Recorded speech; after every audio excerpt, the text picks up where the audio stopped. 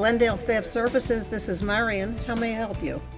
I began working with the Glendale Police Department about a little over 13 years ago, and began just volunteering and working inside, which was several different duties, mostly office-type duties. And I found that there was another program that really sounded interesting. It was called the RSVP program. That's the Retired Senior Volunteer Program. I've been with the RSVPs almost 4 years now, and it's a great program if you're 55 and older. They're asking 4 hours a week, 20 hours a month. I mean, you've been busy and working all your life. It's a great place to give you a sense of responsibility, friendship, camaraderie, and helping your community, giving back. When we take a look inside to make sure there's nobody in them, once in a while we find somebody sleeping. The police look after us very well and do not want us to be in any harm's way. We are the eyes and ears for the officers. We do not carry weapons, we carry a radio. We go to vacation checks. If anybody lives in Glendale and they're going on a vacation, they can call the police department. We'll check the windows, we'll check the doors, make sure that everything is as it should be. Along our way, we will check abandoned items. We will check for graffiti, shopping carts that have been abandoned. We will go through supermarket parking lots, make sure that there are no handicap violations. Anyone parks illegally in a handicap zone, we write them a ticket.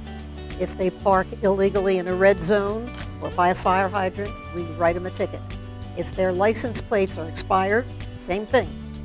We've reported people that have passed out on the sidewalk and gotten the fire department out.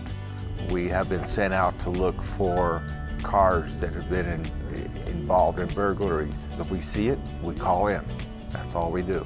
We do not do any moving violations. We do not involve ourselves face-to-face with the public, although we do occasionally run into somebody who comes running up and they only park there for a minute. So there's the spirit of the law and the letter of the law. So we try to be nice to the people that we're working for and take the right attitude. We never go out alone. There's always two of us. And my partner calls dispatch, tells them what location we're at. So all the officers know where we are. We send them our itinerary, and then we will call in with our code to let them know that we are getting out of our car. When we are checking a house, one will stand back and observe to make sure that there's no reason why they need to call in for assistance. And we will go on the premises, walk the perimeter of the house, check the windows, check the door, make sure everything is okay. I have never had a problem. I found a couple of front doors open. One of them was a maid that was inside cleaning that we didn't know was there. The other one, a neighbor had come to water the plants and forgot to lock the door, but we called and a black and white showed up with an officer, and he was the one who entered the house while we stayed back, and he checked the house and cleared it. So the people on vacation got their doors locked. Be surprised how often people leave in a hurry. Back doors. They walk out the back door, get in their car, leave the back door open. When I work in the office here, I do fingerprinting. No criminals, they do them in the jail. But an awful lot of positions require nursing, some restaurants, things with children, education, require fingerprinting. And we do an ink print. I also answer the phone and various other office activities. We help out when they're doing a driver under influence checkpoint. Once a year, I just helped out with the canines in the park. We have this long place for the dogs to run, and I take my radar gun and I check how fast or how slow your dog runs. It's a fun event, and it's part of the fundraising. This supports our canine department.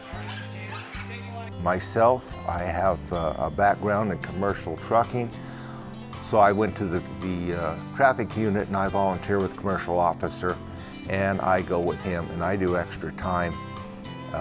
There is a man who worked for JPL who works with computers, and that's what he likes to do. another volunteer who was a CPA, works in records, and he patrols also. So your talents, even though you're retired, are not wasted. You can be of service to community, to yourself, have a lot of fun, and learn a lot.